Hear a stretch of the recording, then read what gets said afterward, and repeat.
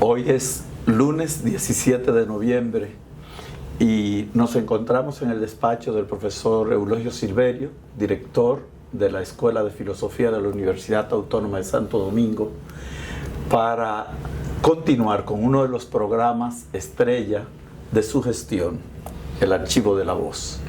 Hoy tenemos con nosotros a uno de los grandes filósofos de la lengua española en la actualidad, Gustavo Bueno Sánchez.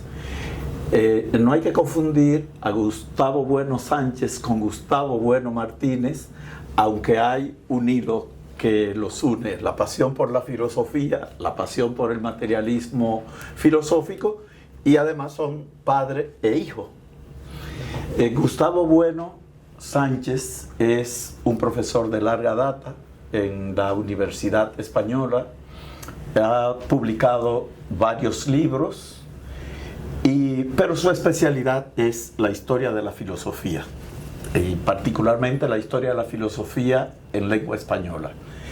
Como el profesor Silverio, que se encuentra también con nosotros, ha escogido como lema del 6º Congreso Dominicano de Filosofía, que justamente se inicia hoy, pensar en español, apuesta por la identidad dominicana. Creo que es muy oportuno este archivo, toda vez que hoy se inician los trabajos del Congreso. Ya tendremos oportunidad de preguntarle oportunamente al profesor Silverio cómo es eso, que hoy se inician los trabajos del Congreso, pero la inauguración oficial es el jueves 20, Día Mundial de la Filosofía. De manera que me toca a mí, en mi propio nombre y del profesor Silverio, darle la bienvenida, don Gustavo. Bienvenido. Muchas bienvenido, gracias, profesor, a su casa también. Gracias, profesor. Muchas gracias, Alejandro. Y muchas gracias, bueno, Eulogio. Tenemos un gran reto por delante. El profesor Silverio creo que ha mostrado en sus 3 años de gestión que es bueno para asumir retos que a veces parecen imposibles. El 6º Congreso Dominicano de Filosofía. Y voy a comenzar preguntándole a don Gustavo Bueno Sánchez, ¿qué cosa es un congreso de filosofía? ¿Para qué se hacen congresos de filosofía? ¿Tiene sentido que se hagan congresos de filosofía? Pues es buena pregunta, porque seguramente hay distintos tipos de congresos de filosofía. Congresos de filosofía, pues es una institución que viene del siglo XIX como tal, que antes podía haber otras cosas, pero que no eran propiamente congresos, que eran pues reuniones de filósofos, academias, escuelas, lo que fuera. Pero la figura del congreso de tipo nacional y de tipo universal, de hecho, el Congreso Internacional de Filosofía se institucionaliza por Francia pues en 1900, aprovechando como otros muchos congresos, etc. Y en nuestro presente, pues habría que distinguir mucho. Para adelantar, la principal característica del 6º Congreso Nacional de Filosofía de República Dominicana es que es presencial. O sea, que estamos aquí en carne mortal, porque en los últimos años se ha abusado mucho de los congresos que son puramente virtuales, y entonces llamar congreso a eso pues ya es un abuso de los términos. ¿Por qué? Pues porque no es lo mismo un congreso presencial que un congreso virtual, puesto que la posibilidad de interacción entre los participantes es mucho mayor, etcétera, etcétera. Luego también se podría decir que muchos congresos de filosofía han ido degenerando en los últimos años casi en meras reuniones para dar salida a la hemorrágica producción académica, filosófica, y académica en el peor sentido del término, es decir, textos y escritos de profesores para profesores, que los sistemas de evaluación que operan en todas las universidades pues de nuestro entorno determinan que hay que tener unos ritmos de producción, aunque sea, el caso es publicar aunque sea tonterías, y así estamos ante una hemorragia de congresos, de reuniones, que tienen distinta escala. Entonces, diríamos, congresos hay muchísimos y de muchos tipos. Nosotros, por ejemplo, en Oviedo, pues el primer congreso en el que yo participé en la organización fue un congreso de teoría y metodología de las ciencias, cuya primera edición la hicimos en el año 1982. Ese congreso empezó muy potente, teníamos el auspicio de la Fundación Príncipe de Asturias. A la primera edición pues vino, por ejemplo, Mario Bunge, otros profesores de Estados Unidos. Teníamos un apoyo institucional importante. El segundo congreso también tuvo ese empaque, pero luego quienes lo organizaban calcularon mal el tiro y por cuestiones de discusión localista, de no hacerlos en Oviedo y hacerlos en Gijón, hubo un tercer y un cuarto congreso que fueron la decadencia y desapareció. Eso suele suceder así.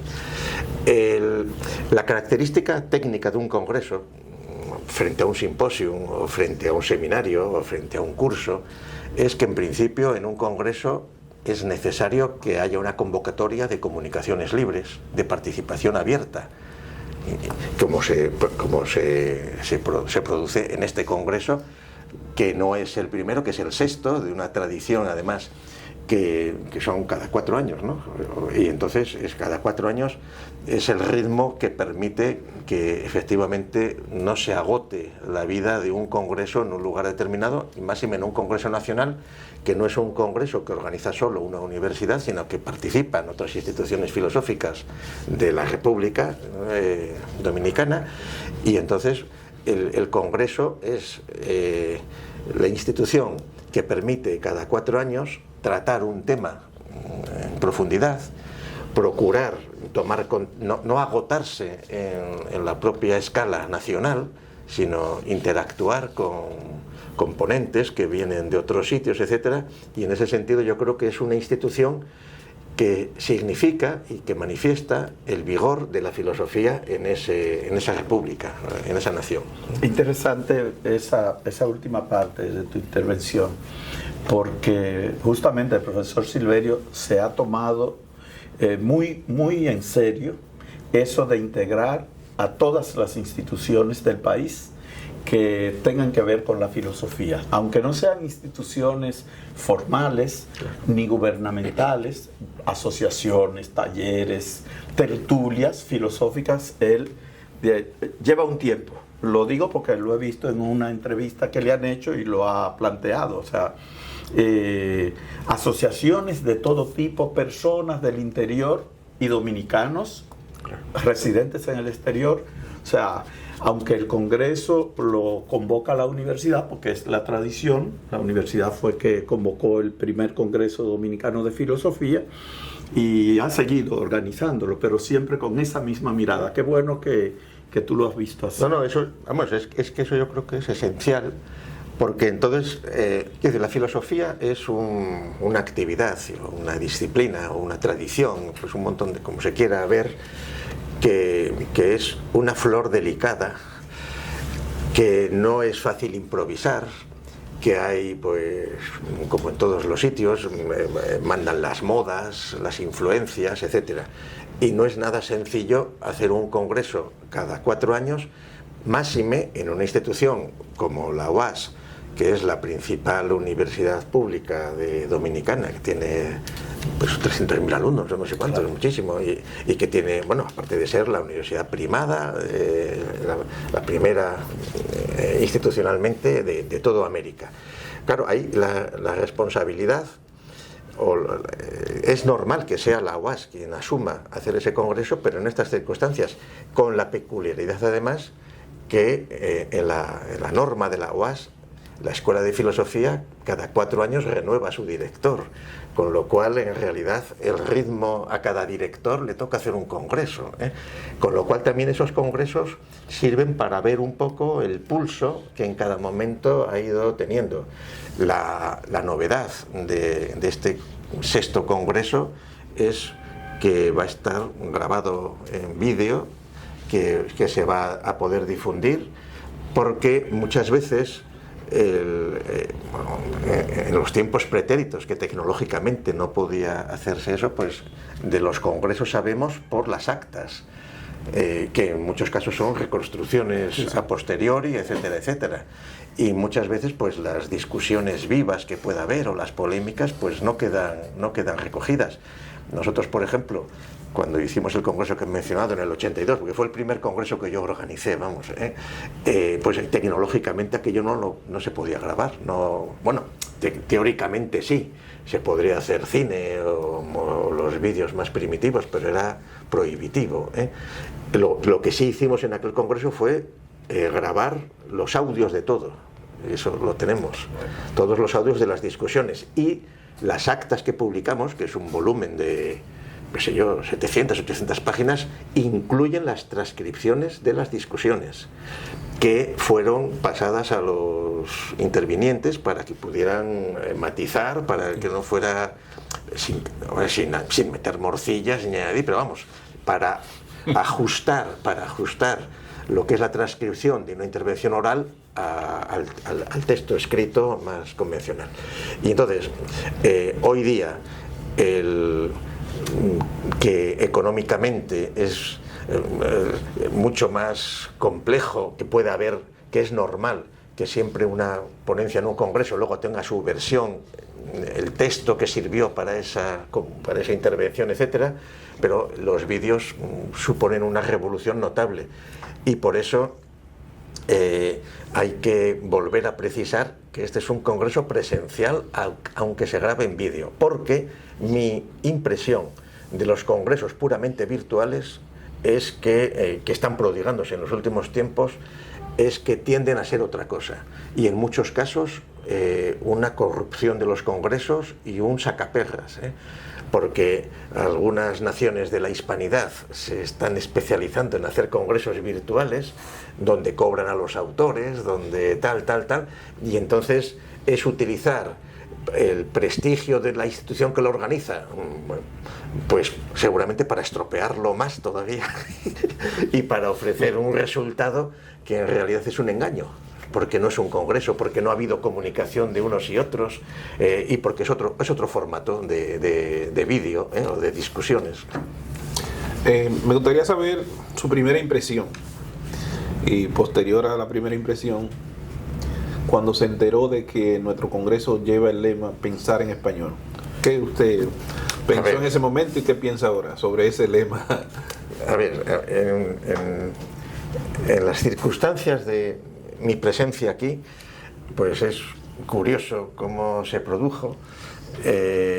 Yo me enteré de la existencia de este congreso antes de conoceros a vosotros, porque tuvisteis el buen gusto de hacer un precongreso que fue en marzo y abril, me parece, de este año, ¿no? Con lo cual, gracias a que las intervenciones del precongreso las publicasteis enseguida, pues yo a finales de abril ya las había visto, o sea, me había encontrado con ello.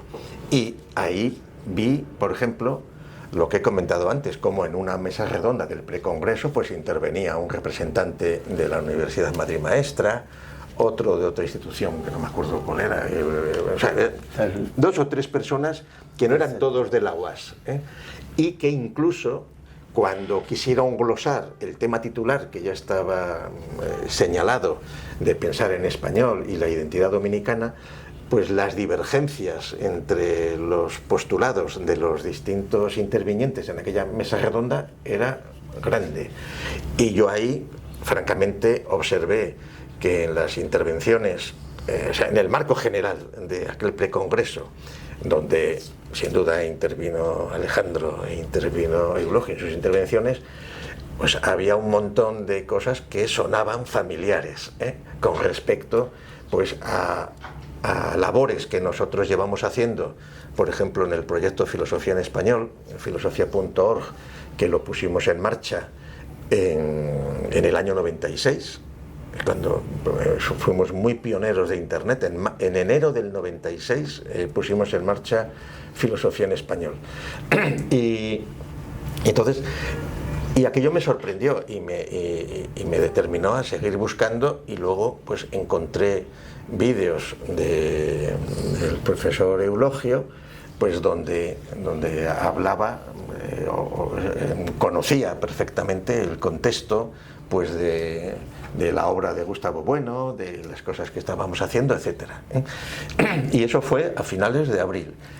Coincidieron las circunstancias de que a principios de mayo yo tuve que venir a República Dominicana para participar en la inauguración de la Universidad de la Romana, que contó en esa inauguración con la presencia de Su Majestad el Rey Felipe VI y del presidente de República Dominicana, Luis Abinader. Y entonces, porque la Fundación Gustavo Bueno somos socios de FUNIVER, la institución que puso en marcha esa universidad, pues me invitaron a venir, y porque además tenemos previsto ofrecer desde esa universidad los cursos de grado en filosofía. Nosotros, como Fundación Gustavo Bueno, hoy día ofrecemos un experto en fundamentos de filosofía y una maestría en filosofía del presente. Dentro de unos pocos meses ofreceremos el curso de doctorado para poder hacer doctorados con la Universidad de Campeche en México, dentro del paraguas de FUNIVER, y estratégicamente ya habíamos pensado que en la Universidad de la Romana íbamos a poner en marcha el grado en filosofía semipresencial, porque FUNIVER fundamentalmente nosotros trabajamos en educación a distancia. A raíz de esa visita, pues y habiendo visto el precongreso, fue cuando tomamos contacto con vosotros a través del amigo Menoscal, que se puso en contacto contigo, Alejandro, y coincidió que nos vimos inmediatamente, y vosotros me dijisteis, lo primero que me dijisteis, estamos intentando tomar contacto con vosotros porque nos gustaría que asumierais la conferencia inaugural y la de clausura, y entonces pues eso es la historia.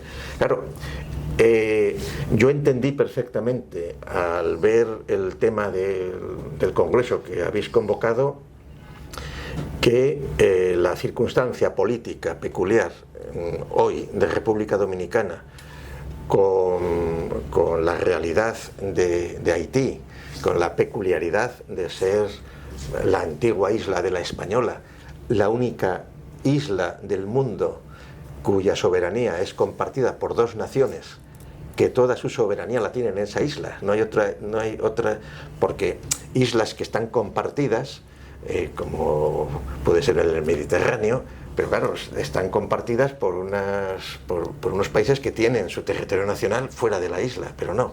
Tanto Haití como República Dominicana agotan su soberanía en una propia isla en la que están condenados a entenderse. Esa es la situación.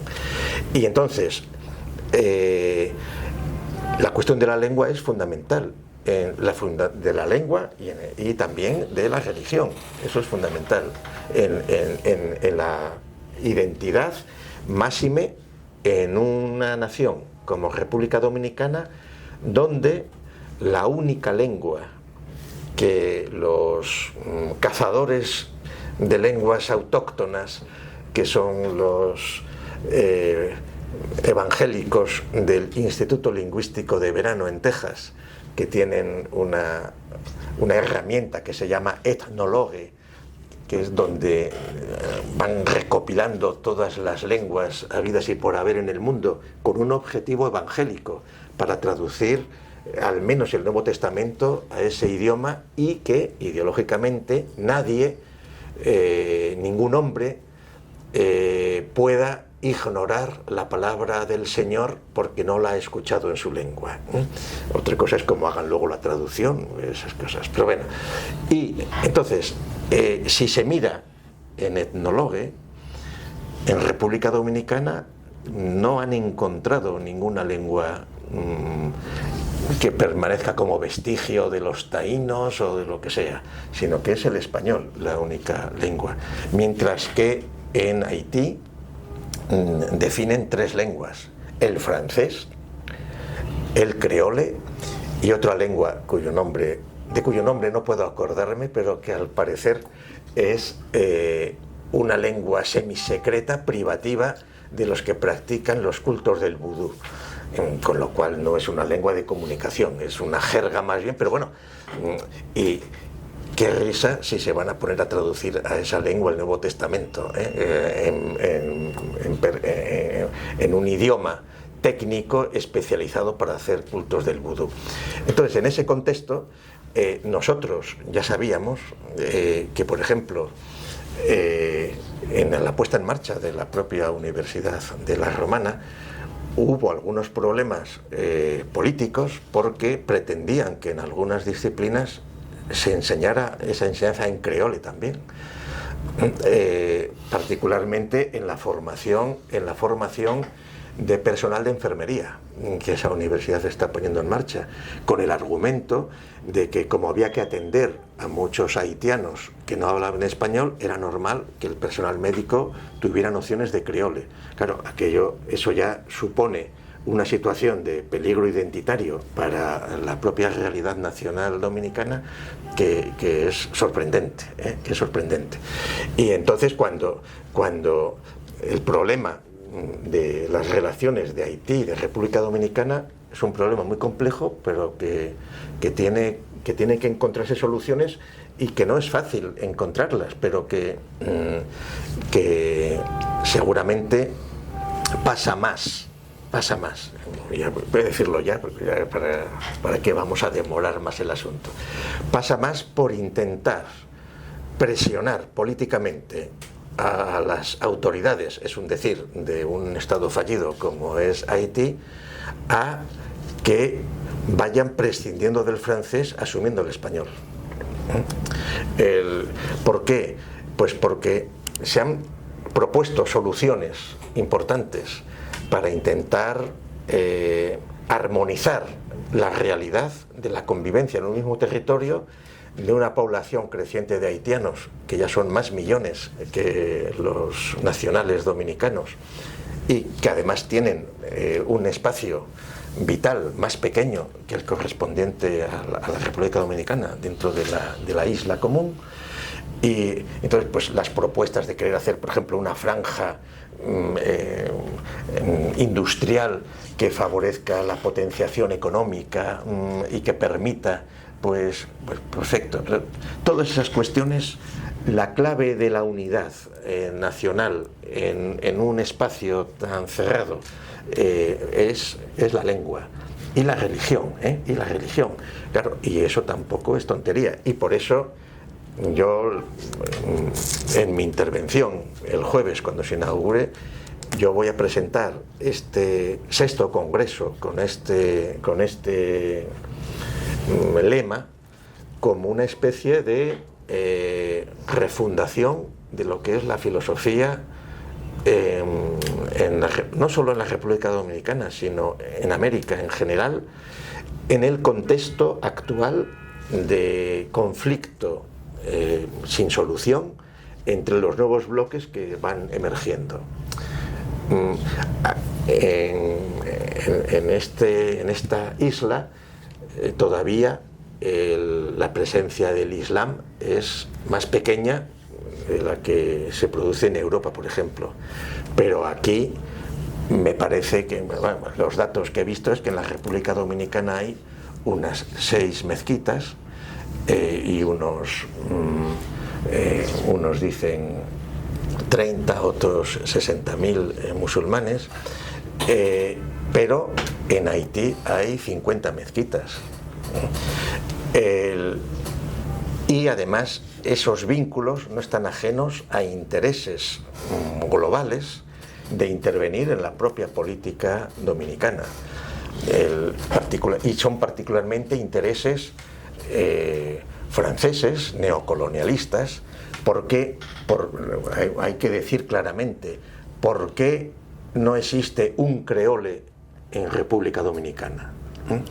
Pues porque en la conquista espiritual que se hizo después del descubrimiento y que empezó por la española, lo que pretendió el modelo de imperialismo generador de la corona de Castilla y de España fue replicar lo que era la situación española en América, creando ciudades, creando instituciones, etcétera, etcétera, respetando las lenguas indígenas, no atacándolas, al revés. Es decir, la primera gramática de una lengua moderna es la gramática de Nebrija, la gramática del español, que se publicó en agosto de 1492. Se podrá decir providencialmente 2 meses antes del descubrimiento, pero coincidió esas circunstancias, que tampoco fue ingenuo del todo, porque en realidad en el 1492, en enero, se produce la conquista de Granada. O sea, formalmente se elimina el Islam de la península ibérica, se publica la gramática de Nebrija, y esos dos acontecimientos tienen... Bueno, en el mes de abril se produce la expulsión de los judíos de España, expulsión de los judíos que no han aceptado mantenerse discretamente en la península, porque eso, lo que se prohíbe es el culto de los judíos, pero sí que, y solo se fueron, digamos, en esa expulsión no se fueron todos los judíos, hubo partes importantes de la comunidad judía que se mantuvieron como judíos marranos, ocultos, judaizando en privado. Y en muchos casos, en un proceso que no empezó a finales del siglo XV, sino que ya desde las primeras décadas del siglo XV fue muy frecuente que obispos católicos fueran, digamos, que jefes de la sinagoga se transformaran en obispos católicos, como es el caso de Pablo de Santa María, obispo de Burgos, que el padre y el hijo fueron obispos, pero los dos habían sido los rabinos de sus comunidades que se integraron y ahí no hubo... Es decir, los judíos que en 1492 se fueron, y esto pues evidentemente a mis amigos judíos les enfadará mucho porque lo hemos discutido muchas veces, los que se fueron los más intransigentes, con los que no estaban dispuestos a dejar de practicar en público su religión, que son sus sucesores, sus herederos, 500 y pico años después, son los sefarditas, que también son, pues en buena medida, mucho más conservadores de sus tradiciones, incluso de la lengua, del sefardí, pues que los judíos askenazis, etcétera, pues que estaban más volubles también. Entonces, quiero decir que en 1492 esa secuencia de expulsión del Islam, expulsión de los judíos, la gramática de la lengua es consecuencia, y el descubrimiento se produce el 12 de octubre porque la reina Isabel la Católica llevaba 2 años o más frenando el viaje de Cristóbal Colón hasta que no se apaciguara la situación previa. Es decir, Cristóbal Colón llevaba insistiendo en hacer ese viaje, y ese viaje no se financia por parte de la Corona de Castilla hasta que no se han producido, como mínimo, el final de la Guerra de Granada y la expulsión de los judíos. Lo de la gramática de Nebrija, eso ya sería más problemático, pero ojo, la gramática de Nebrija estaban inducidas obviamente por la corona, el hacer eso. ¿Qué quiere eso decir? Y esto es una cuestión que la voy a mencionar también ahora, puesto que no tenemos prisa, ¿no? Que es la siguiente. Cuando se produce el hecho del descubrimiento, cuando en el año 92, cuando se produce luego el conflicto con Portugal y tiene que intervenir el papado con el Tratado de Tordesillas para repartirse el nuevo mundo entre el Reino de España y el de Portugal. Y con los conocimientos de la época, que determinaron que en ese reparto a Portugal le quedara un espacio de tierra incógnita entonces, que es lo que hoy es Brasil. Que si por eso fue tanto, si no, si hubiera estado más avanzado el asunto, pues las disputas que ahora están teniendo entre Chile y Argentina, y que parece que se van a recrudecer por la Patagonia después en el contexto de las elecciones que tienen que repetir dentro de unos días, pues esa situación pues se hubiera producido, claro, bien. Entonces, en ese contexto, la conquista espiritual tenía necesariamente, en el contexto del antiguo régimen, tenía necesariamente que hacerla los clérigos católicos. Y entonces, cuando los clérigos católicos se encuentran con que hay un nuevo mundo, lo primero que piensan es decir, qué ocasión más maravillosa para a todos los pueblos que nos encontremos en ese nuevo mundo, enseñarles el latín.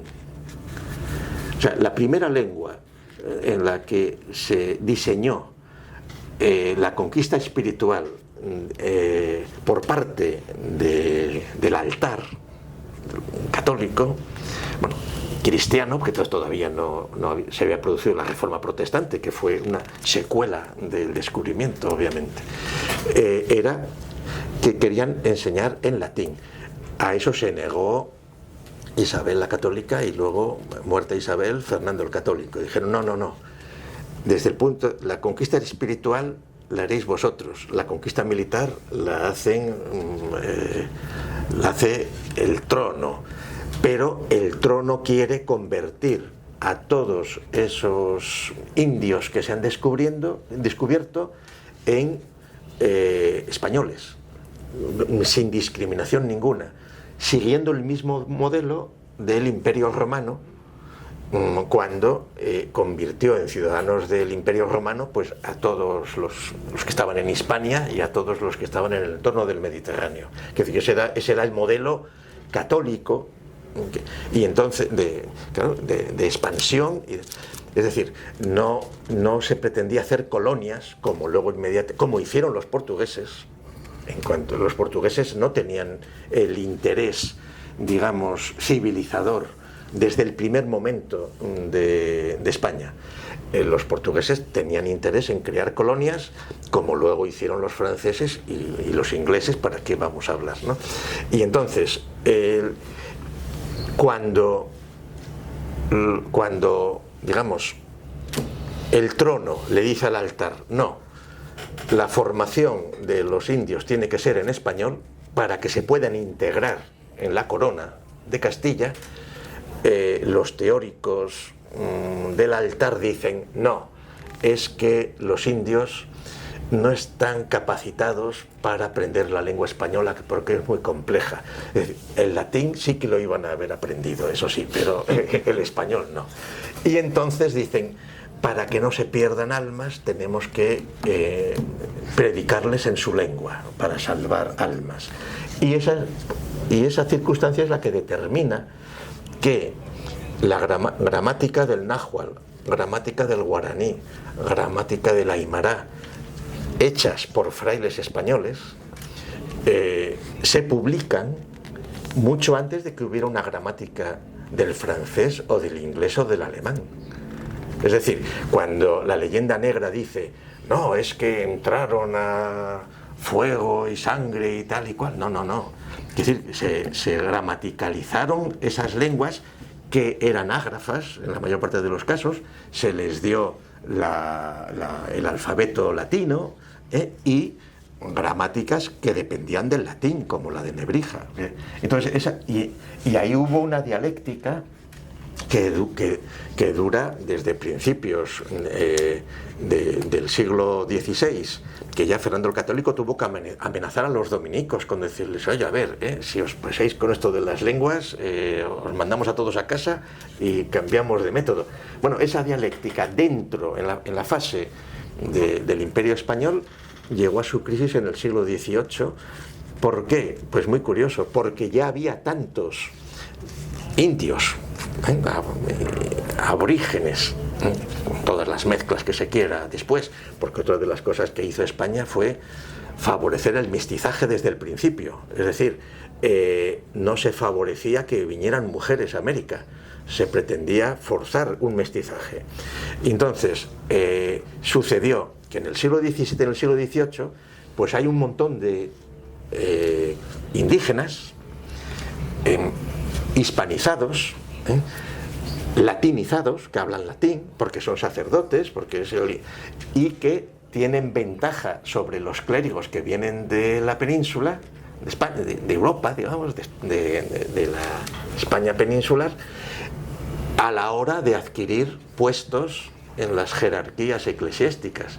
Y entonces, porque claro, eran nativos en las lenguas en las que, y conocían el español y el latín perfectamente. Entonces, claro, ahí ya empiezan a quitar importancia a la lengua, que sin embargo, el recurso a la fragmentación lingüística es lo que se va a producir ya en el siglo XIX y XX, y de manera descarada en el siglo XX, por parte de todas las campañas de la institución que mencioné antes, el Instituto Lingüístico de Verano, y de organizaciones como Nuevas Tribus, que se dedican a mantener vivas las lenguas en aquellos núcleos,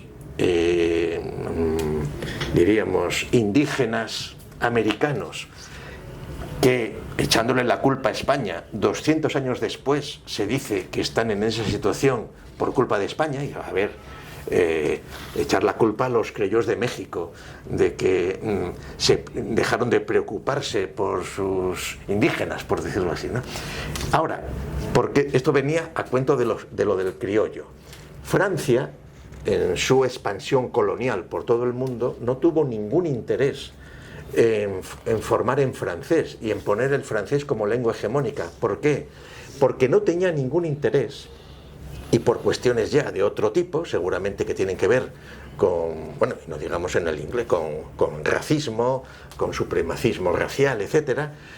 Lo que procuraban era mantener en sus colonias una mezcla idiomática, que es el criollo, que es el creole, que tiene distintos nombres, pues en Haití, pero que se produce en las colonias africanas, y qué ventaja tiene desde el punto de vista de un imperialismo depredador como el francés o como el inglés, que quienes hablan un criollo en Cabo Verde o un criollo de Haití no se entienden entre ellos, porque han seguido unas características peculiares que no se entienden, cosa que no sucede con el español, y que es lo que permite que hoy día el español sea la segunda lengua materna más hablada en el mundo después del chino mandarín. L1, si utilizamos la L2, que son las lenguas no maternas que se hablan, el inglés está por encima del español, pero como lengua materna el español está por encima del inglés. Y entonces y esa es la razón que determina que hoy, de las lenguas europeas habladas por más de 100 millones de personas, pues está el español, el portugués y el inglés. Y entonces esas son condiciones políticas reales, materiales, que no se puede mirar por otro lado, y que eso funciona así. ¿Por qué los intereses en fragmentar lingüísticamente? Pero eso no viene de ahora.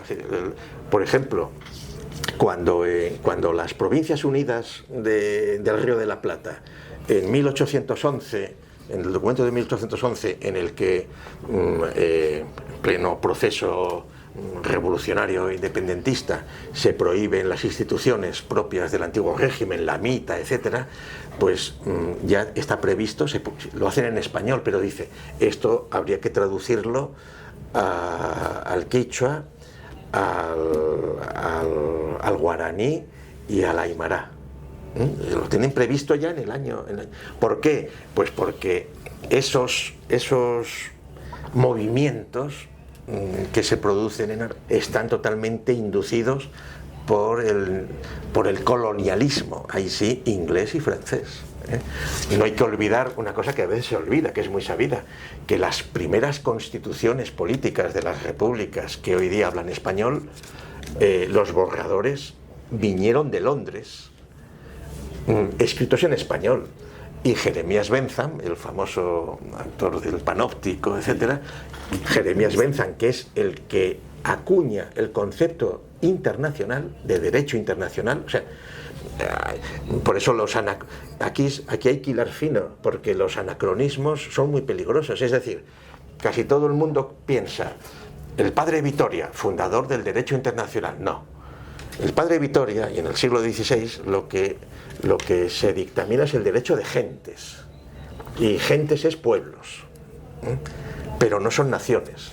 O sea, el concepto de nación política es un concepto que surge en la Revolución Francesa, que surge después, es un concepto distinto. Y entonces, el derecho internacional se lo inventan los ingleses precisamente, y donde primero empieza a operar es en las repúblicas que hablan español, que se van emancipando del imperio, con convenientes mecanismos de fragmentación interna. Pero bueno, decir que esto pues, sirve un poco para marcar el momento actual, y termino esta intervención larga. ¿Por qué digo que estamos en un momento de refundación en el contexto geopolítico en el que estamos? Me ha sorprendido en mi visita en mayo y ayer hablando con algunas personas, que yo les preguntaba por qué esta ciudad en la que estamos se llama Santo Domingo de Guzmán. Y se lo pregunté a varios de estos que se acercan a ofrecerse a hacer de guías y tal. Estuve paseando solo por la ciudad, y entonces pues les tratas muy amablemente, pero aprovechas para preguntarles un poco, y luego pues nada, les dices que te vales tú solo. Y entonces les digo yo, oye, ¿y por qué se llama esto Santo Domingo de Guzmán? No me lo supieron decir algunos de los que están de guías. Y yo les dije, pero ¿y usted sabe qué hizo Santo Domingo de Guzmán? Que fue un santo, era un señor. Y no me supieron decir que era el fundador de la Orden de los Dominicos. O sea, eso es algo que no lo tiene todo el mundo presente. Ya, o sea, no es una cosa... Y que si República Dominicana se llama así, es porque Dominicana viene de dominicos, de los dominicos. Y es que en este entorno en el que estamos, de la universidad fundada en 1538 por los dominicos, y en esta república, pues ahí es el primer momento, la primera universidad de América, y es normal que República Dominicana se llame así, y que la ciudad se llame Santo Domingo de Guzmán, es normal. Ahora, ¿por qué Santo Domingo de Guzmán funda a principios del siglo XIII la Orden de los Dominicos? Pues porque en las disputas filosóficas que tienen contra los islamistas en España, los islamistas, los maometanos que controlaban la mitad de la península en aquellos momentos, sí que habían recibido ya a Aristóteles.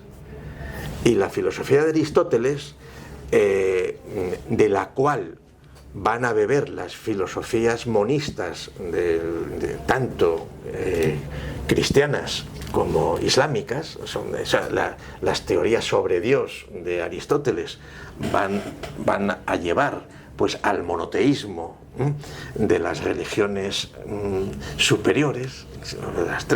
Claro, monoteísmo con una peculiaridad también provocada por las discusiones filosóficas en el entorno cristiano, que es cómo armonizar de forma racional los vínculos de un Dios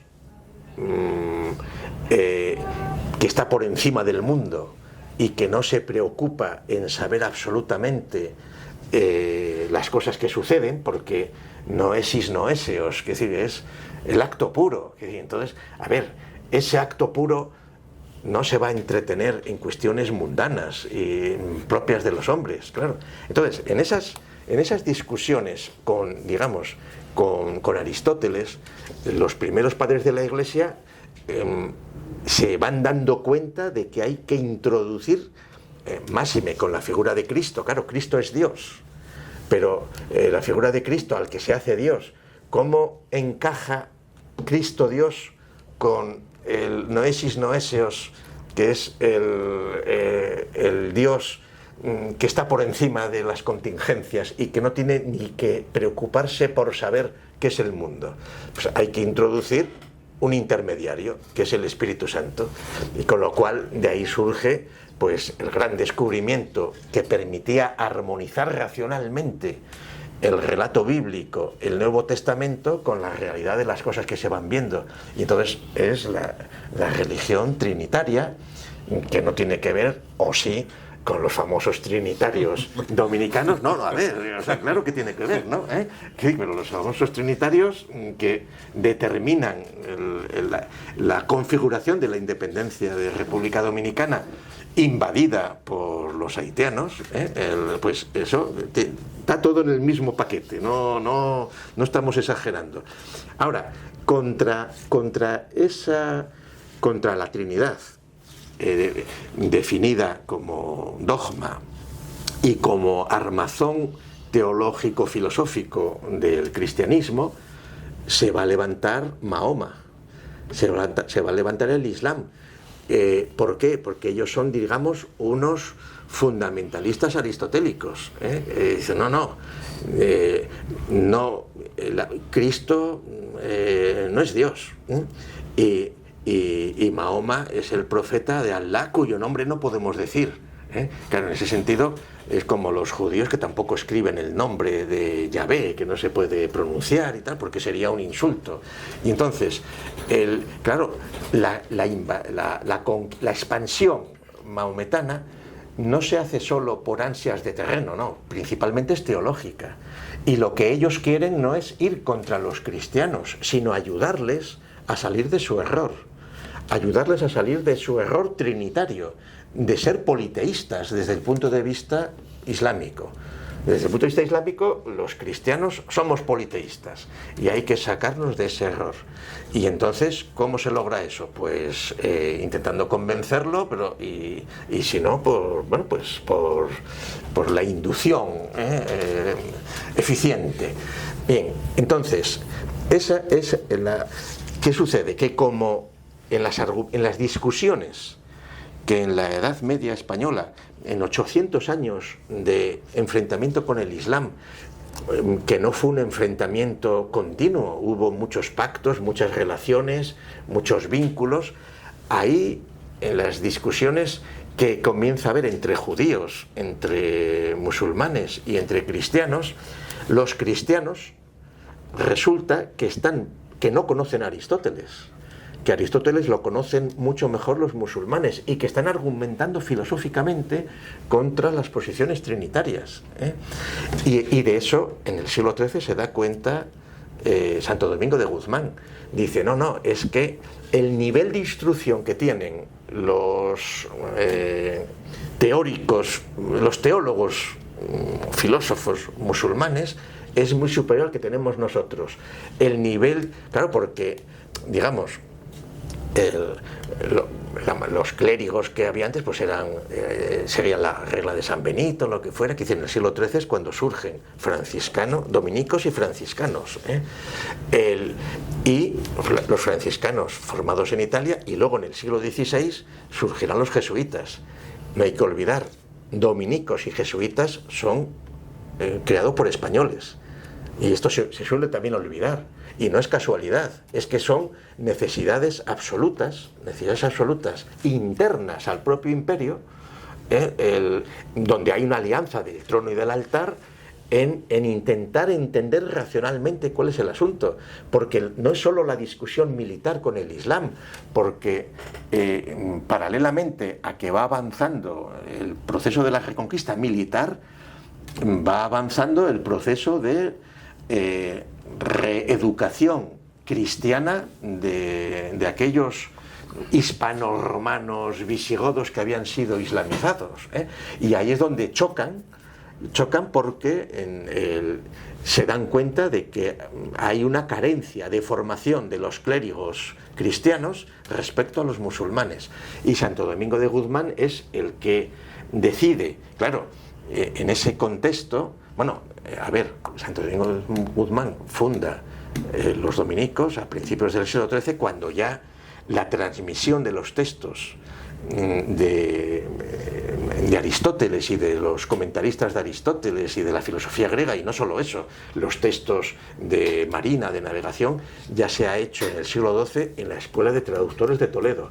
Escuela de Traductores de Toledo que es importantísima para la constitución de la lengua española, porque una de las peculiaridades también que todos los que estamos en estas cosas sabemos es que el español del siglo XIII, es decir, el español de las partidas de Alfonso X, se entiende hoy. El francés o el inglés del siglo XIII, del siglo XIV es incomprensible. Es decir, ¿por qué el español maduró tan deprisa? Porque el español a mediados del siglo XII se utiliza como lengua intermedia de traducción del árabe y del hebreo al latín. Es decir, Juan Hispano, él sabe hebreo y sabe español, y él va traduciendo al romance, a lo que va a ser el español que se está constituyendo, y pues un clérigo eso lo vierte al latín, y en ese proceso de traducción de textos en árabe y en hebreo a través del español al latín, con el cual que permitió todo el renacimiento europeo del siglo XIII, cuando se recuperan pues todas las tablas de astronomía, todas las cuestiones que tampoco eran originalmente islámicas, porque aquí tampoco hay que ir contra la leyenda rosa de que eso eran todo avances del Islam. No, no, el Islam fueron fundamentalmente transmisores de los restos en Alejandría, etcétera, pues de todo el saber griego, fundamentalmente grecorromano del momento. Y entonces, ¿qué sucede? Que el español se va impregnando de terminología filosófica y científica desde muy pronto. Y eso es lo que permite y además con préstamos del árabe, desde el siglo XII. O sea, que luego, a partir del siglo XVI, se irá enriqueciendo con otro montón de vocabulario americano, porque hay un montón de realidades que no existían en Europa. Y entonces chocolate, no sé qué más, pues esos son términos que proceden de las lenguas originarias, es decir, patata, ¿no? Es decir, que hay un vocabulario, miles de palabras que se incorporan al español en otras lenguas. Entonces, las características del español son únicas en términos filosóficos, y de eso habrá ocasión de hablar en el Congreso, del mito promovido por los enemigos de España y de la hispanidad, que fundamentalmente son alemanes, franceses, los digo en primer lugar los alemanes porque es donde surge la escisión del catolicismo con Lutero y entonces, claro, y donde además se rompe la voluntad católica universal que tiene el Imperio Español y que tiene el catolicismo para fragmentar ya en las naciones que se van definiendo, pues sea Germania o sea Inglaterra, etcétera, que quieren romper con el Papa de Roma, todos estos procesos que provocan la reforma protestante, que van a provocar el surgimiento de los jesuitas. ¿Como quién? Como orden que está al servicio militar del Papa. O sea, la peculiaridad de los jesuitas es: nosotros somos soldados jesuitas de una compañía, de la Compañía de Jesús, compañía en sentido no mercantil sino militar, y estamos al servicio del Papa. Claro, y así el éxito de los jesuitas en el siglo XVI, XVII, XVIII, XIX fue absoluto. Porque así que los jesuitas, con su disciplina militar, compitieron enseguida. En el siglo XVI ya compiten con los dominicos, y en el siglo XVII son miles los doctores jesuitas que hay, y que controlan todo el asunto, claro. Pero eso era unos momentos en los cuales los jesuitas era una organización potente que tenían otro voto, que era el voto de fidelidad al Papa. Claro, la decadencia en el siglo XX, o mejor dicho, ya en el siglo XXI, después del Vaticano II, de esta circunstancia, es que el Espíritu Santo ha tenido que aconsejar al cónclave a nombrar a un jesuita como papa. el primer jesuita nombrado papa. Eso no es una victoria de los jesuitas, eso es una prueba de la descomposición interna del asunto, porque un jesuita nunca tendría que ser papa. Es decir, es como si haces al general, al ejército que apoya al Estado, le das el poder ejecutivo.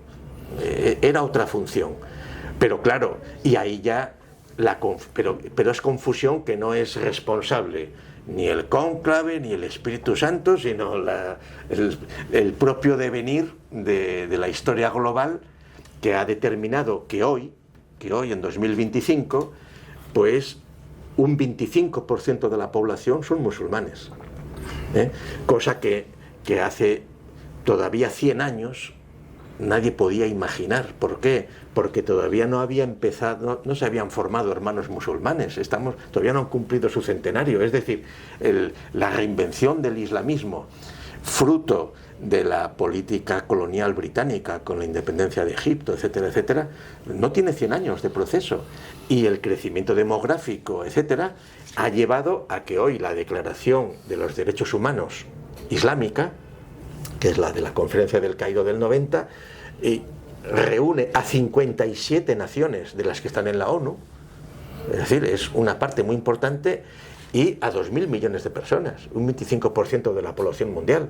Claro, si a eso le sumas China, que están al margen de las dialécticas católicos, judíos, protestantes, es decir, China está, no es una religión, o sea, el confucianismo es una moral, pero que se aproxima mucho más al catolicismo o al islamismo que el protestantismo, porque el protestantismo es individualista y el protestantismo es la antesala del racismo y del suprematismo, porque hay unos hombres que son tan ególatras que creen que hablan directamente con Dios y que Dios les habla a ellos, pues, e incluso que si triunfan en los negocios es porque Dios les ha iluminado, Entonces, claro, esa situación no se produce en los chinos, ni se produce ni siquiera en los musulmanes. Claro, para terminar aquí este mapa, para que veáis cuál es el asunto, que el Islam y los cristianos son incompatibles, totalmente. Porque el Islam, y es natural, nos ven como politeístas y como perdidos y quieren salvarnos. De la misma manera que los del Instituto Lingüístico de Verano quieren traducir el Nuevo Testamento a todas las lenguas habidas y por haber. Y es muy curioso, la UNESCO dice, cada año desaparecen 6 lenguas en el mundo y tal. Al revés, el Etnologue, el catálogo del Instituto Lingüístico de Verano, cada edición tiene más lenguas, porque cada edición van descubriendo lenguas nuevas, es fragmentando lenguas nuevas. En México hay 300 lenguas, muchas más que hace años, Y, ojo, y a todas les traducen el Nuevo Testamento en contexto, Yo eso se lo pregunté directamente a Pike, Kenneth Pike, un lingüista, filósofo, que nosotros le invitamos a un congreso en el año 83, 84, y que entonces era el presidente de esta organización, y yo le pregunté a él, y además no en cualquier sitio, en Covadonga, en la cuna de la Reconquista, le dije, a ver, Pike, pero no es muy raro, ¿no les resulta muy raro cuando traducís el Nuevo Testamento al Coachacel o al que sea, cualquier idioma de México, hablar de los filisteos, de los fariseos y cosas así? Me dice, no, es que lo traducimos en contexto. Entonces, si los de este grupo, esta etnia, este pueblo, como lo quieras llamar, son enemigos de los de enfrente, esos son los filisteos. Y le dije yo, y entonces cuando se lo traduces al de enfrente, los enemigos son nosotros. Es decir, divide y vencerás. Y a todos les hacen creer que ellos son la Nueva Jerusalén. O sea, es una cosa maquiavélica, pero que funciona. Y a todos les dicen, pues claro, que en México los españoles no se preocuparon por cristianizar y tal. Claro, como luego paralelamente se ha ido potenciando todas las confesiones evangélicas, protestantes, etcétera, impulsadas por Estados Unidos fundamentalmente, y con mucho más poder después de la Revolución Soviética del 17, Pues claro, porque empieza la propaganda soviética que ve que Hispanoamérica es el caldo de cultivo de la expansión de la revolución, y entonces frente al capital, diríamos, comienzan los yanquis a exportar la Biblia y en las lenguas particulares para romper las naciones e incluso para ir contra los criollos católicos, etcétera, etcétera. Y en ese un proceso que sigue en nuestros días con más vigor cada vez. Por eso ayer, como os decía antes, cuando estuve en la misa de 12 en la Catedral Primada de América, me sentí con gran placer asistir a la ceremonia de la misa de 12 con una catedral llena de gente, de jóvenes, etcétera, que eso no lo encuentras hoy en España. Una misa dominical en una catedral, pues la edad media es muy superior, parece una ceremonia triste, y entonces pues seguramente la habilidad que han tenido es adquirir pues algunas costumbres que podríamos ver como de protestantización, pero que bien llevadas son las que permiten que en la República Dominicana el catolicismo sea muy potente, aunque enfrente de la Catedral Primada pues hayan colocado una oficina, el Consejo Supremo del Grado 33 de los masones, que son gentes que no han salido de su dialéctica con el catolicismo y que pues en un proceso peculiar y pintoresco, pero es decir, que prueban su obsesión con la Iglesia Católica cuando ponen el edificio del Consejo Supremo del Grado 33 enfrente de la catedral, y de lo que haber puesto en otro sitio, ¿no? Es como porque claro, sí que en realidad pues en las tenidas masónicas cuando se ponen el mandil, etcétera, pues en el fondo están envidiando pues el protocolo barroco rico del catolicismo frente al ascetismo protestante, etcétera, etcétera, ¿no? Entonces, por eso, en este momento preciso, en el año 2025, donde la dialéctica entre el imperio decadente anglo con Hispanoamérica, los intentos de control de África, el intento nada casual por parte de algunos de que Haití sea considerado nación africana, que eso no debéis olvidarlo, ¿eh? O sea,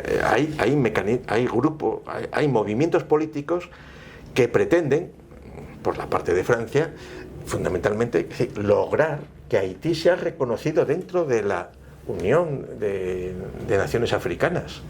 ¿Por qué? Porque eso les justificaría perfectamente mantener su situación neocolonial que están perdiendo en África. Porque, de hecho, Francia ya no tiene ahora ninguna nación subsidiaria con ejército francés propio. Desde hace unos meses, lo han tenido hasta hace unos meses.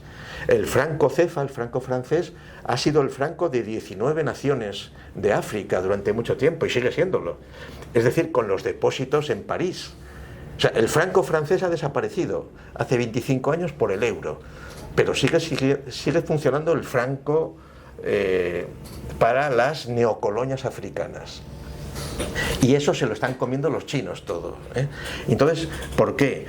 Pues porque en realidad China y la India suman el 36% de la población y son países potentes, de 1.600, 1.500 millones de habitantes, que, claro, juntando ese 36% de la India y de China con el 20% de musulmanes y con el 9-10% de la comunidad iberófona, de quienes hablamos español y portugués, claro, el equilibrio es en absoluto tiene que ver con una decadente Europa empeñada en declararle la guerra a Rusia, o con Estados Unidos amenazando a Venezuela porque no es demócrata, cuando lo que se tiene es el interés por el petróleo y por las tierras raras que hay en Venezuela, y amagando con su poder y con su flota, pero sin atreverse a intervenir porque no puede, todavía hoy que habría que dialogar, qué tal, a ver, si es que no.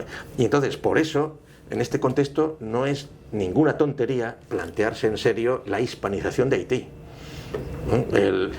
Evitar que tengan que estar en Haití, por ejemplo, montones de ONGs financiadas por Estados Unidos, por la Unión Europea, grupos de mercenarios contraterroristas de las bandas que están favorecidas por el tráfico de drogas, auspiciado por el globalismo, etcétera, etcétera. Es una situación muy difícil, muy compleja, pero que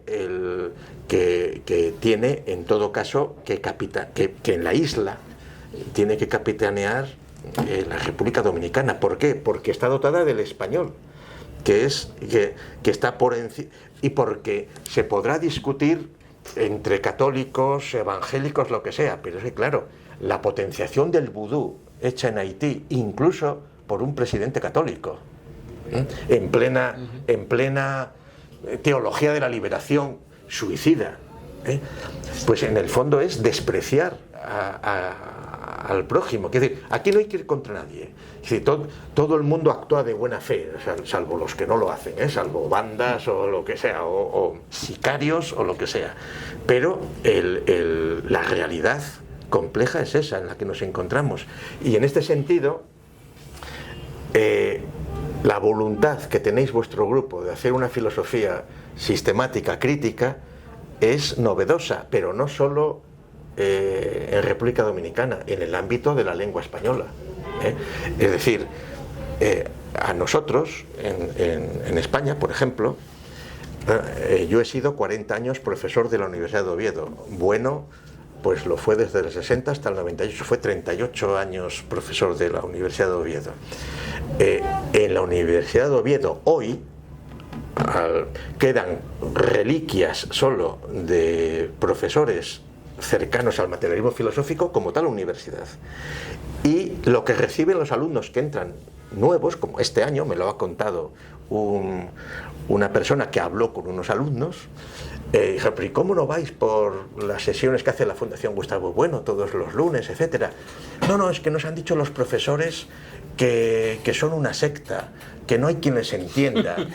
Claro, ¿por qué? Porque esos profesores que tienen invadida la universidad española, pero también la de otros países, pues están con agendas humanistas, con agendas 2030, con agendas trans, con agendas posmodernas, decadentes, o sea, y en el mejor de los casos están haciendo historia de la filosofía, historia gremial.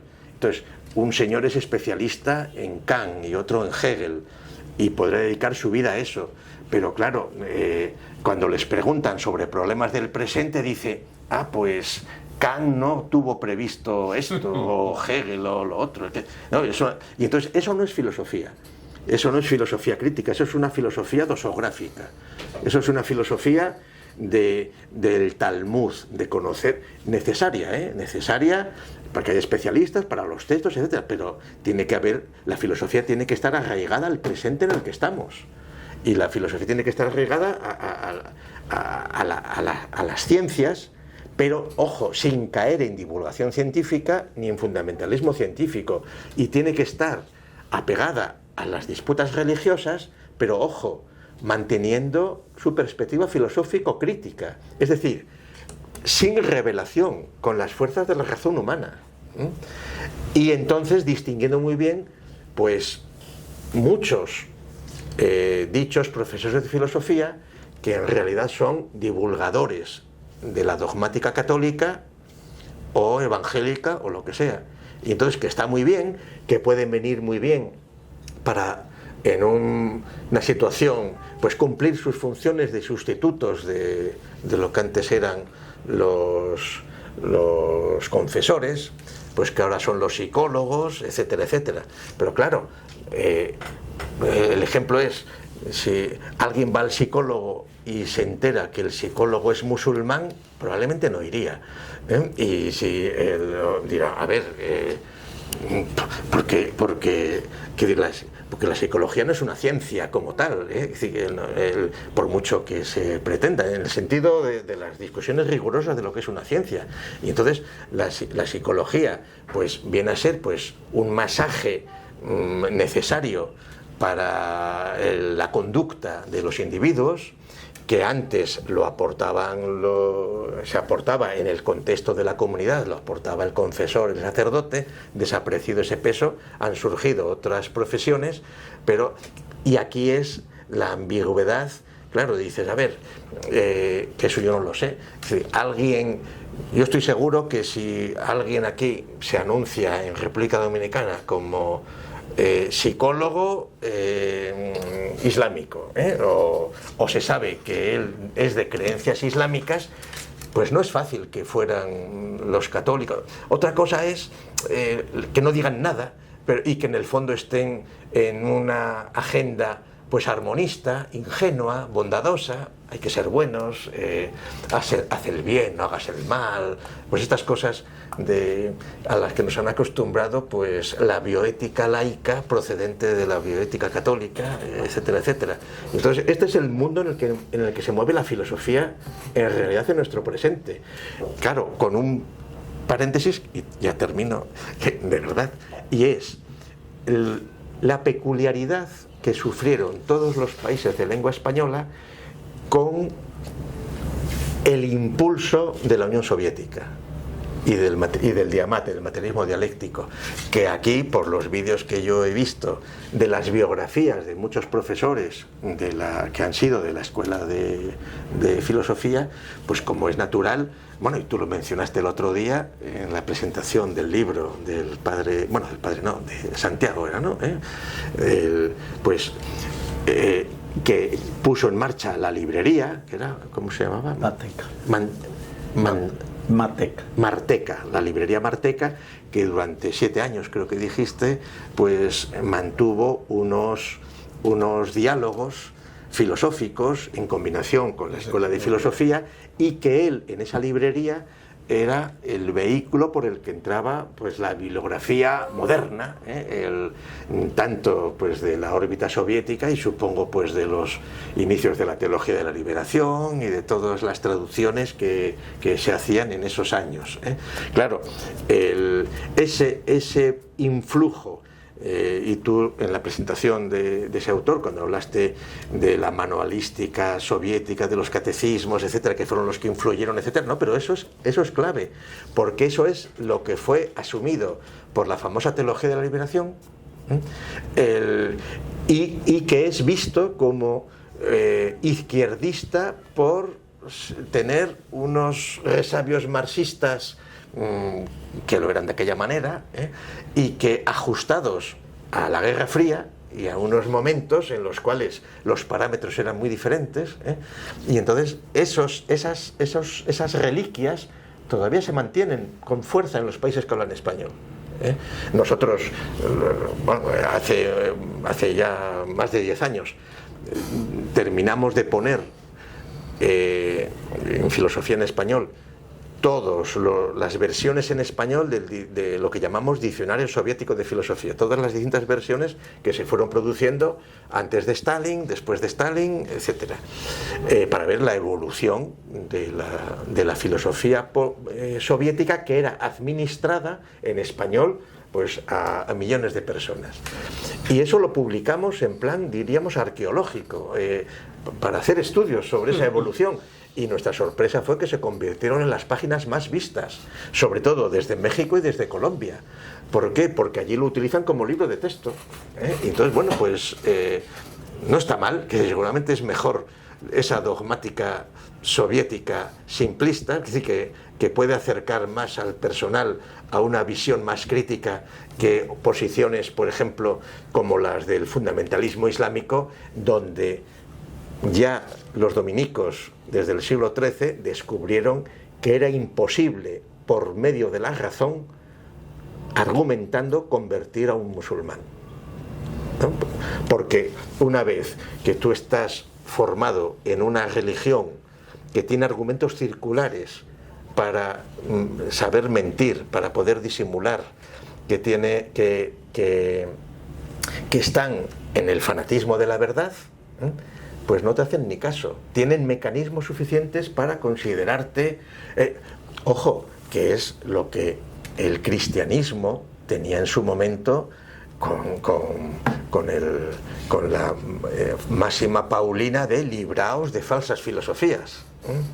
Claro, en la Biblia la palabra filósofos y filosofía solo aparecen una vez cada una, y es para librarse de las falsas filosofías, que eso en la dialéctica medieval contra el Islam determinó que sí que hubiera una filosofía sistemática a partir del tomismo, y luego con Suárez en el siglo XVI, etcétera, que no la hubo entre todos los protestantes.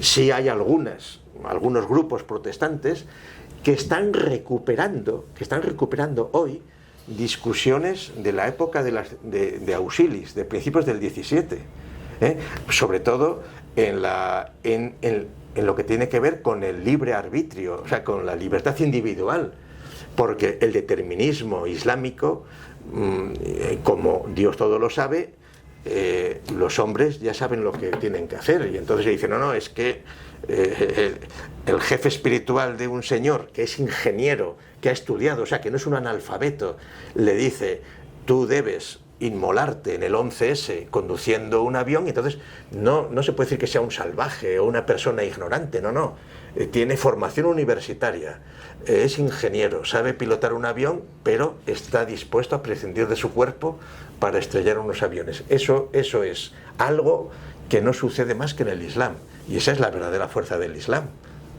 Esa es la verdadera fuerza del Islam, y esa es la realidad en la que estamos. Bueno, yo quisiera aprovechar esa noción de lo que es un congreso de filosofía que tú has expuesto hace unos minutos. Unas horas, casi unas horas. Preguntarle al profesor Silverio si la elección, porque yo sé que a alguna gente le sigue llamando la atención, la elección de ese lema supone que se hable solo de filosofía en lengua española, que solo se va a hablar de temas identitarios en el Congreso, y si le parece bien, que nos explique eso que yo le anunciaba un poco al principio, de si, como eso que se va a inaugurar el Congreso el jueves, pero que los trabajos comienzan hoy, si pudiera orientarnos un poquito, sobre todo pensando en el público que sigue, y quisiera un poco también retomar un planteamiento que usted le hizo al maestro Gustavo Bueno, en el sentido de si tiene alguna expectativa, por ejemplo, respecto a este Congreso, alguna expectativa especial y particularmente respecto al lema escogido. Bueno, la entrevista es para el profesor. No, pero tú después... Es un diálogo más bien. Es un diálogo, esto no es una entrevista. Sí, bien. Yo he hecho un soliloquio larguísimo, ahora tenéis que hablar vosotros. No, pero veo que tenemos mucha conexión entre lo que usted piensa, lo que ha dicho, con la elección del lema del Congreso.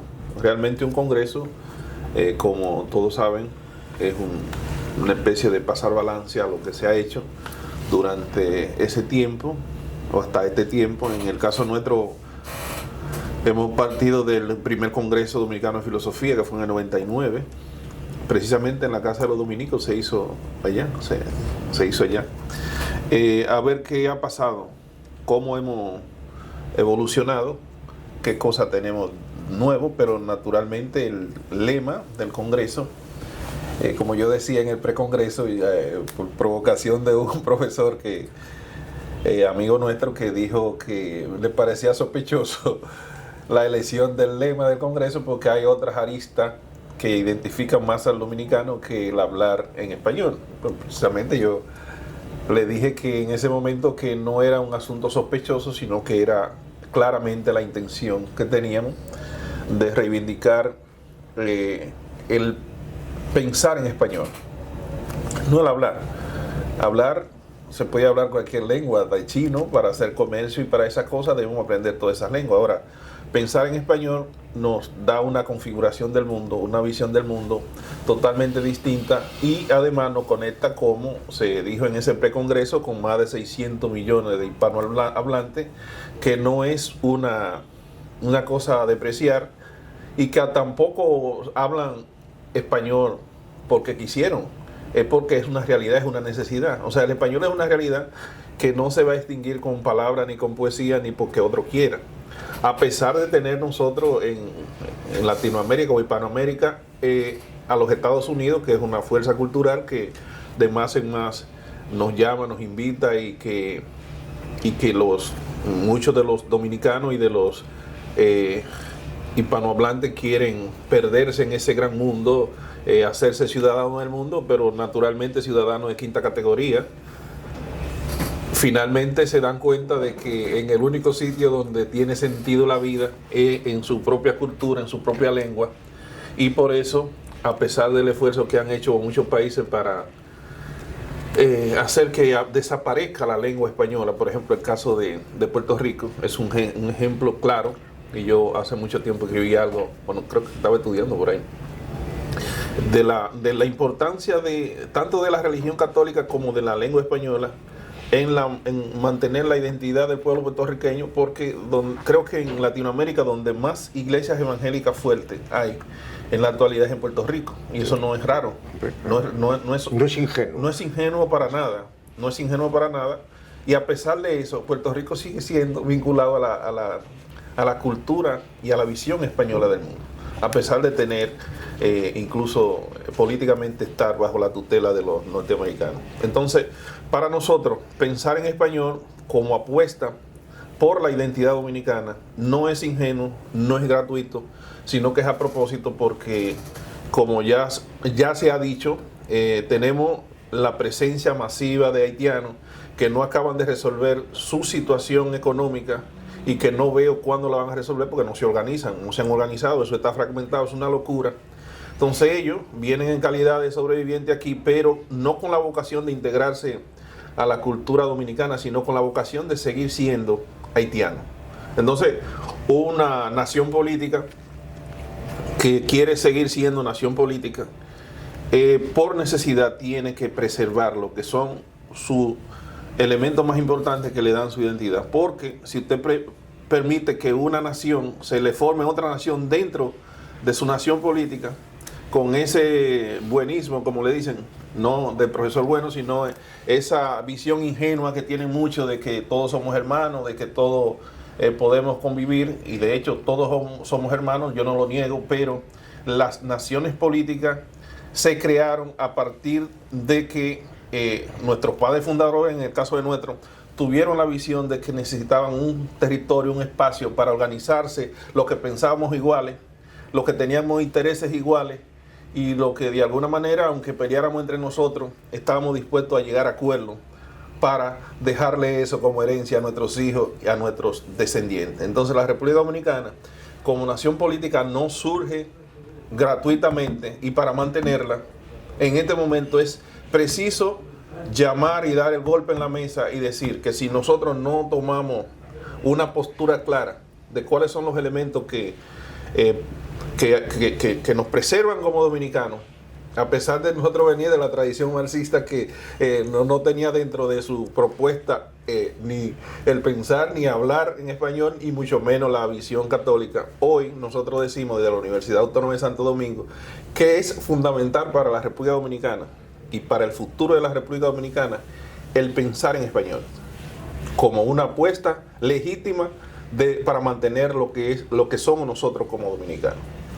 Yo creo que, profesor, debemos dejarlo ahí para escuchar al profesor el jueves, y también invitamos al profesor de paso a que se mantenga dando un recorrido por todas las mesas que van a estar trabajando, sí, que son alrededor de 20 mesas temáticas, hay hasta de poesía, vínculo de poesía, filosofía, psiquiatría, filosofía. O sea, nosotros quisimos darle la oportunidad a todo lo que es la universidad que se pudiera integrar, porque la filosofía, tal y como la concebimos nosotros aquí también, claro, usted sabe dónde viene eso, como un saber de segundo grado, que tiene que tomar, que beber de lo que están haciendo las disciplinas particulares, las que estudian, las que trabajan con la realidad. Sí, sí, vamos, por supuesto yo voy a asistir a todas las sesiones que va a haber del lunes, martes, hasta el domingo, porque es del mayor interés conocer pues cuál es la realidad, que, ojo, con el mayor respeto y el mayor interés, porque son muchos planos y hay muchos públicos y es mucho, pero lo que sí que interesa, y es lo que yo veo como muy positivo en vuestro grupo, es saber que no se pierde el norte, es decir, que hay unos criterios de rigor, de sistematismo filosófico que permite calibrar las diferencias con lo que es un puro eclecticismo o lo que es un puro todo vale, que en realidad no es más que un colonialismo de agendas impuestas, y tampoco sin ingenuidad ninguna, o sea, con una voluntad hegemónica y rompedora a todos los efectos. Y en este sentido uno de los principios claves que tenemos en nuestra tradición católica es la ausencia absoluta de racismo y la seguridad de que todos los hombres tienen la misma capacidad de raciocinio unos que otros, venga de donde vengan, cosa que no siempre se mantiene por parte de ideologías protestantes algunas, islámicas otras, suprematistas otras, es decir, y que incluso a mí me ha sorprendido aquí, pues al camarada Pin, el de Pacoredo, cuando habla de Haití, a veces desprecia a los haitianos como si estuvieran en un estadio de tribus primitivas, que sin duda la situación es tremenda, pero es que no se puede traspasar ese umbral. Es decir, y evidentemente aquí entramos en los conflictos entre la ética y la moral, que también suelen indistinguirse.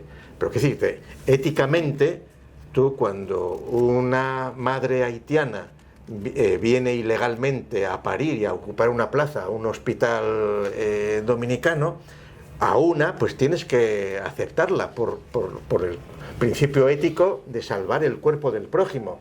Claro, cuando ya son oleadas en autobuses y está organizado, se crea una ruptura de la eutasia de la propia nación política dominicana, y entonces ahí hay que poner límites o crear políticas para que eso se pueda mitigar, pero que no pueden pasar por entregarse a la voluntad, que tampoco es ingenua, de quienes están meneando la cuna de los haitianos, en que tienen, como tampoco hay que ser ingenuos cuando ahora los conflictos que se están reabriendo en la partición de la Patagonia entre Chile y Argentina, pues detrás está la mano de Inglaterra apoyando a Chile y cara al reparto de la Antártida dentro de unos años, etcétera. Quiere decir que ahí no son cuestiones ideológicas, no, son intereses clarísimos que están operando.